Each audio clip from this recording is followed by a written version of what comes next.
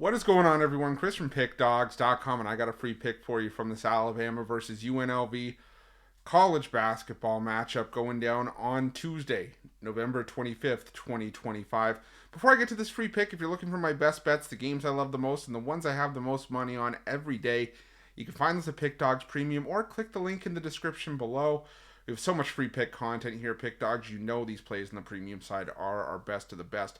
That's what Pickdawgz Premium is for. But we've also got our inner circle. It's something we've been mentioning in our videos lately. It's not for everyone. It's for those who are placing larger bets of at least $1,000 or more per game, which is the requirement to be accepted into the service. But we've had a lot of big bettors and high rollers join the club already, having a ton of success already with the one-on-one coaching and the management and the early releases.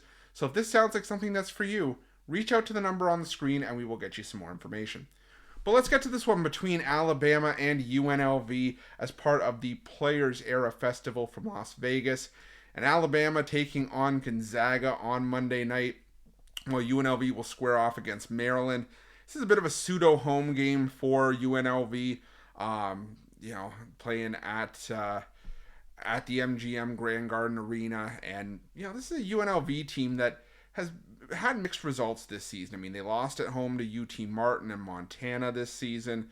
Sizable favorites in those games and lost outright, but also got a big road win over Memphis and then routed St. Joseph's at home. So which version of UNLV are we going to see here? But UNLV is still a team that's been able to hit shots at a top 20 rate from 2-point range, and they live at the foul line. They're 22nd in the country in free throw point dependency.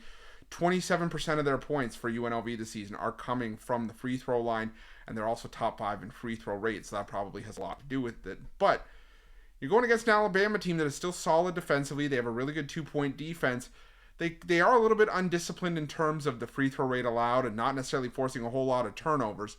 But this is still a UNLV team for me that I think is just, overmatched in a lot of their games when they have to take the step up in competition. Now, again, UNLV 21st in offensive rebounding percentage, and I'll give them the benefit of the doubt. That is a solid number, but they're also 224th in strength of schedule, and this is where we're going to see UNLV's mettle really tested, as they're going to have 3 games against teams inside the KenPom top 100 coming up, and then, they're going to have a game against Stanford early on in December. We're going to have to see how that kind of goes for them as well, but,